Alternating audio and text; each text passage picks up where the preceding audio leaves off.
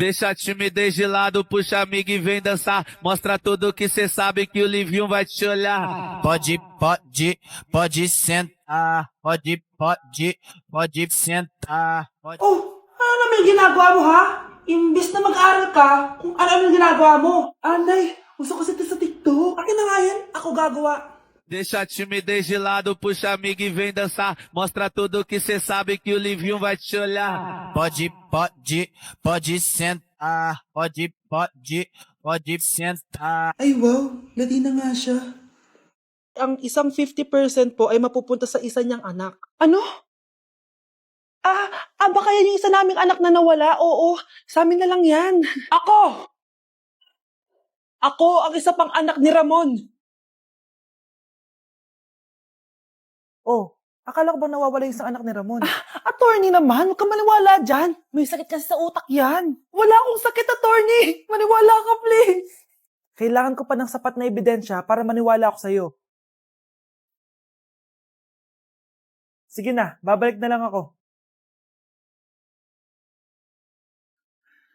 Ito na ba yung bagong bahay ng anak ko? Ikaw, babae ka. Sinubukan mo pang agawin sa amin ang kayamanan ng tatay mo? Ang sama nyo, tita! Gusto nyo kunin lahat! Well, hindi naman maniniwala sa'yo si attorney dahil wala kang ebidensya. Tao po, attorney po ito. Nandiyan si attorney. Halika dito. Ayan, ikukulong muna kita dito sa bodega hanggat hindi ko pa nakukuha mga kayamanan. Yes, attorney. Hawak ko na ang 100% ng kayamanan ni Ramon. Nandito na ang titulo, papeles at cheque ng mga kayamanan niya. Ay! Salamat, attorney, ha? Scarlett, hindi ko na alam kung ano nangyayari sa nanay ko. Pero huwag ka mag-alala. Ako bahala sa'yo. Kailangan na matigil tong pinagagawa ni nanay. Tao po. Sino ka? Ako po yung nanay ni Scarlett, yung anak din ni Ramon. Totoo ba to? Pinagsasabi mong babae ka? Kami lang ang pamilya ni Ramon. Attorney, huwag ka magpaniwala dyan. Peke yan. Hindi to peke. Pwede mo ipacheck to sa attorney. Kaya ilabas mo na siya. Kinulong po ni nanay si Scarlett sa bodega. Ha? Anak?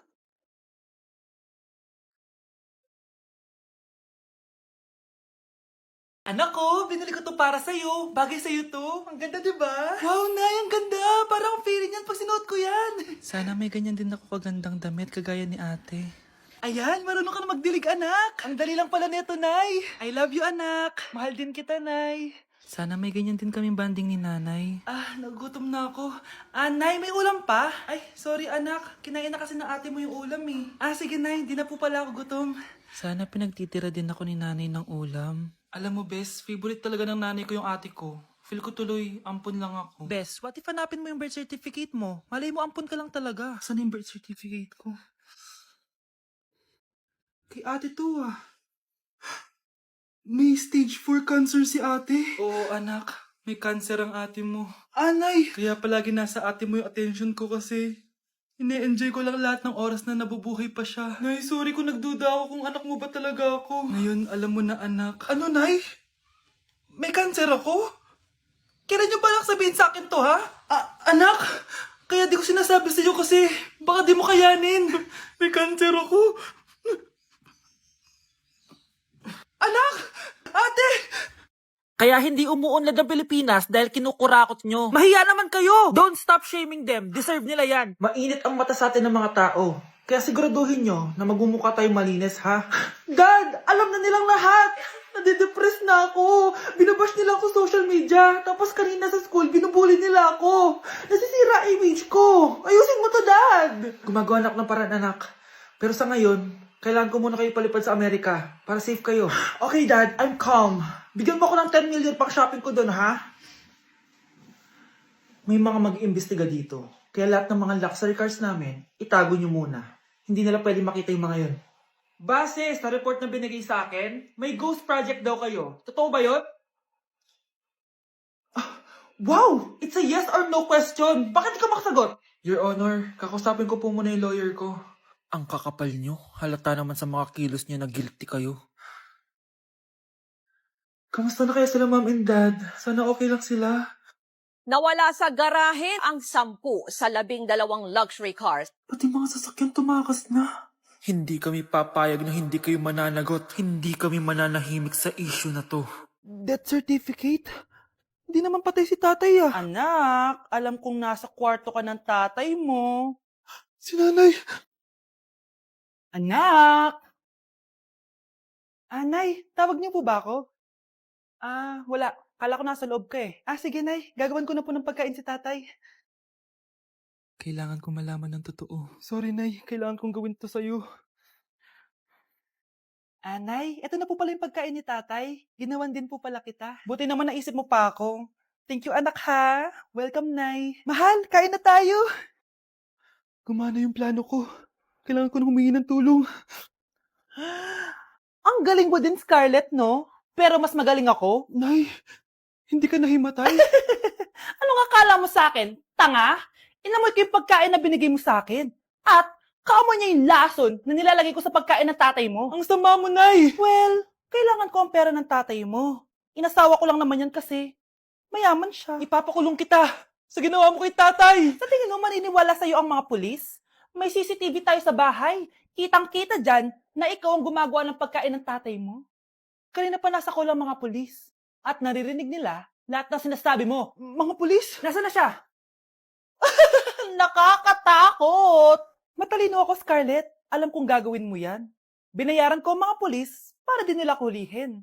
Pera-pera lang. Walang iya ka talaga, Nay. Mama ka na sa akin. Italin nyo na yan. At siguraduhin yung hindi makakatakas yan. Ano? Itatali? Hindi! Shh, Scarlett. Tatakas kita, ha? Alam ko lahat ng baho ng nanay mo. Tita, Scarlett, may kausap ka ba? nandiyan na si nanay. Bilisan mo. Paparating na siya. Bibilisan ko na. Ayun na, bilisan mo! Hala, dugo ba yung pinampunas niya sa mukha niya? Anak, tingnan mo to, oh. Ano yun, Nay? Anak, ano yung nasa mukha mo? Dugo ba yan? Ginagaya mo ba yung pinupload ko? OA ka talaga, Nay. G2G peeling solution to. Gentle exfoliating to. Tinatanggal nito yung mga blackheads, whiteheads, tas nakakaliit din ng pores. 2 times a week ko to ginagamit, kaya instant glowing at smooth na yung texture ng skin ko. Ay, perfect yan, anak. Ang dami ko pa namang blackheads tapos ang laki pa ng mga pores ko. Charan! O, ito, Nay, sa'yo na to, ha. 199 pesos lang yan. Thank you, anak, ha. Huwag mo na ulit ako gugulatin ng ganun, ha. OA ka lang talaga, Nay. Guys, it's time! Oh, mga anak, pumunta na kayo lahat sa mesa. Wait lang, patapos na tong makeup ko. Sandali lang, pinapasa ko na yung last assignment ko of the year. Wait lang, patapos na to nilalaro ko. Teka, nasan tatay nyo? Ay naku, ano bang bago? Gisingin nyo na. Okay, bago tayo kumain, may challenge tayo. Hala, anong prize na? Pera? Ayan, diyan ka magaling eh. Hindi. May magsasabi kung sino sa buong pamilya ang ganito. Tapos, ituturo natin kung sino ang akma sa sinabi. Okay. Sino sa buong pamilya ang matakaw sa fries? Huy! Sabi ko, wag mo na kumain eh. Ang takaw mo talaga. Sino sa buong pamilya ang palaging nagpupuyat? Ang dami kasing schoolworks eh. O eto, sino sa buong pamilya ang palaging nagpapatawa sa mesa? Nakakatawa ba ako? Sino sa buong pamilya ang amoy Chicken Joy? Favorite ko kasi itong Chicken Joy eh. Sino sa buong pamilya ang malilibre ng Jollibee? Ayan, diyan kayo magaling. O eto, sino sa buong pamilya ang the best maghanda ng pagkain? Ay sus! At dahil dyan, kumain na tayo!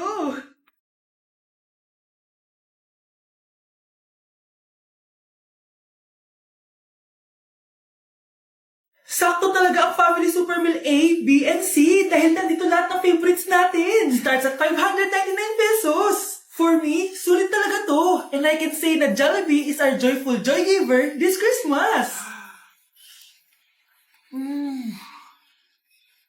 Buo ang saya ng Pasko with this Family Super Meals. Oh, sino sa buong pamilya ang maghuhugas ng plato?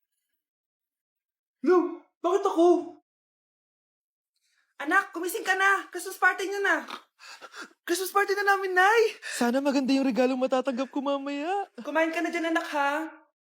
Anong meron, Nay? Bakit ang dami pong pagkain? Siyempre, anak, malapit na magpasko. Tara, kain na tayo. Niluto ko lahat ng favorite mo. Talaga, Nay? Hay, sana palagi na lang Pasko. Ay, may nangangaraling ata. Wait lang, anak. Nangangaraling po. Ang seselage aweta, nawit ang hando, sanga ng pasto magmalaba, joy, joy. Merry Christmas po! Galing mo naman! No, ito, 10 pesos. Ayan na! 10 pesos? Ang ganda ng boses ko tapos 10 pesos lang bibigay mo sa akin? Alis na nga ako, kuripot mo. Wow, demanding pa. A few moments later. Okay, class, mag-exchange gift na tayo. Wow, ang bango neto, thank you. OMG, bagong bag. Alam mo talaga yung gusto ko, ah. Thank you. Nasaan yung ka-exchange gift ko? Wala yung ka-exchange gift mo, be. Absent siya. Bawi ka na lang next year. Minsan na nga lang mag-Christmas. Absent pa siya. Okay lang yan, be. Huwag ka na umiyak. Paano na yung gift ko? Oo, anak. Ba't malungkot ka? Wala ako natanggap na regalo, Nay. Absent yung ka-exchange gift ko. O, eto. Para sa'yo, anak. Merry Christmas! Para sa akin to, Nay. Thank you. Akala ko wala na ako regalo ngayong Pasko. Siyempre naman, anak. Makakalimutan ba kita? Wow, ang sweet niya naman, Mare. May fruit salad ba kayo? Tingin ako. Ganda nito. Sana maging successful yung pagbebenta ko ng damit mo, na. Mahal, ang dami nating ibebenta mamaya. Manifest natin na makabenta kayo, Nay, para makaahon na tayo sa kahirapan. Hindi ako makapaniwalang nabili ko na yung pangarap kong tig 200,000 na relo. Wow, ang ganda niyan, Tay. Anak, tignan mo itong binili sa akin ng tatay mo. Diba ang ganda? Hala, di ba mahal yan, Nay? Mas mahal pa to sa bahay ng kapitbahay natin, no? Magbebenta ulit kami mamaya para mas marami tayong pera. Anak, binilang kita ng kotse. Gamitin mo to pag pupunta ka ng school, ha? Ha? Tay, di ko naman po kailangan ng kotse. Kaya ko naman po mag-commute. Gumastos pa tuloy kayo. Dami mo naman sinasabi, anak. Sige na, puntahan mo na sa labas. Wow! May sarili na akong sasakyan. Wow, ang ganda naman ng bagong kotse mo, Scarlett. Ay, salamat po. Hindi ka ba nagtataka, Scarlett, kung bakit ang bilis niyong yumaman? Galing yun sa pagbebenta ng damit nila, nanay. Ang dami na nga nilang mamahaling gamit ngayon, eh. Sure ka ba? Na damit lang ang tinitinda nila? Nay, bumabagabag talaga sa isip ko kung bakit ang bilis nating yumaman. Ano ba talaga binibenta niyo ni tatay? Ano ka ba, anak? Malaki talaga ang kita sa pagbebenta ng damit. Pero, Nay... Wala nang pero-pero. Hindi ka ba masaya, anak? Na mayaman na tayo? Na nabibili natin lahat ng gusto natin? Sige na, mag-aayos pa ako ng benta ko. Mahal, nakauwi ka na ba?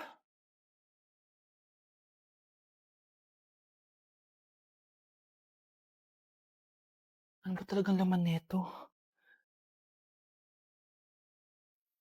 Nagbebenta sila ng laman loob ng tao. Wow, sobrang ganda, mahal. Buti naman nagustuhan mo, mahal.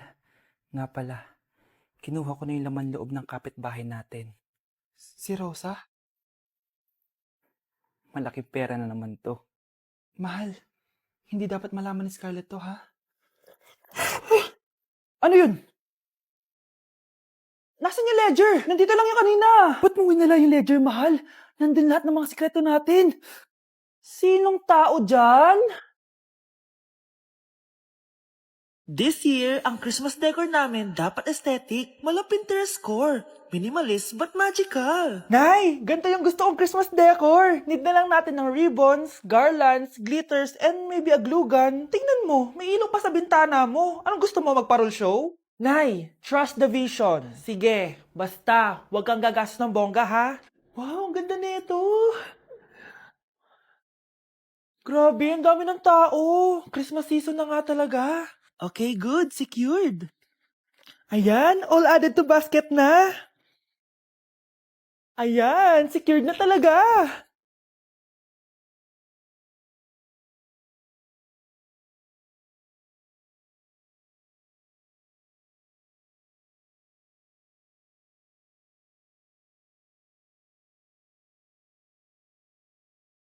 Anak, paubos na yung ribbon, no? Oh, eto, ribbon ng cake. Same color naman eh. Pwede na yan. Nay, masisira yung team. Magkaiba yung sukat, oh. Nay, ba't mo inopin yung electric fan? Mainit kasi. Ay, Diyos ko, ang kintab ng pusa. Ang gulo na tuloy. Gusto ko lang naman maging maganda to eh. Anak, maganda naman, oh. Tingnan mo. At least, nagkaroon tayo ng mother-daughter bonding. Parang okay naman. O, di ba? I'm the OG interior designer.